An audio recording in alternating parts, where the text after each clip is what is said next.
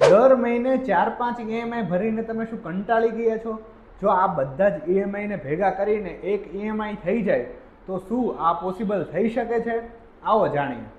For example, તમારી home loan ચાલે છે અને હોમ લોનના થઈ ગયા છે ઓલમોસ્ટ 7 વર્ષ અને હવે તમે દર મહિને 25,000નો એમાં હપ્તો ભરો છો અને બાકી રહ્યા છે 17,30,000. એની સાથે સાથે તમારી પર્સનલ લોન ચાલે છે જેનું રહેવાનું છે 2 લાખની તમે પર્સનલ લોન લીધેલી છે 2 વર્ષ માટે, પણ 1 વર્ષ થઈ ગયું છે એને હપ્તા ભરવામાં અને ઓલરેડી તમારા 1 લાખ રૂપિયા હજી એમાં ભરવાના બાકી છે અને 9,000નો ઈએમઆઈ આવે છે. એની સાથે સાથે તમે જો કાર લોન પણ લીધેલી છે, કાર લોનનો હપ્તો અરાઉન્ડ 15,000 આવે છે અને એની ટોટલ અમાઉન્ટ બાકી રહી છે 4 કે 5 લાખ રૂપિયા, પણ એ તમારે લીધે એના થઈ ગયા છે ઓલમોસ્ટ 2 વર્ષ થઈ ગયા છે. તો આ બધાના ઈએમઆઈ મળીને ટોટલ થાય છે 49,000.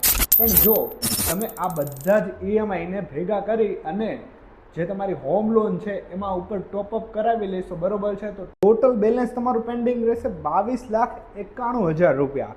પણ જો આ બધી જ તમે છે ને હોમ લોન કે પછી ટોપઅપ લોનમાં જવા દેશો અને આ નાની નાની લોન ભરી દેશો ને, કાર લોન અને પર્સનલ લોન ભરી દેશો ને, તો તમારો ઈએમઆઈ છે ને ઓછો થઈ જશે. આગલા 8 વર્ષો માટે તમારો ઈએમઆઈ માત્ર ને માત્ર 33,500 રૂપિયા થઈ જવાનો છે. ઇન્ટરેસ્ટ તમે ભરતા કાર લોનમાં, પર્સનલ લોનમાં એ પણ ઓછું થઈ જવાનું છે. આને કહેવામાં આવે છે ડેપ્ટ કન્સોલિડેશન, જેમાં બધા જ હપ્તા હોય છે એને બધા ભેગા કરીને એક હપ્તો કરી નાખવામાં આવે છે. જો તમારે આ જ રીતે હોમ લોન ઉપર કે પ્રોપર્ટી ઉપર ટોપઅપ કરવી હોય તો તમે મારો કોન્ટેક્ટ પણ કરી શકો છો. રાજકોટમાં જ આપણી ઓફિસ આવેલી છે, નીચે એડ્રેસ અને નંબર પણ આપેલો છે.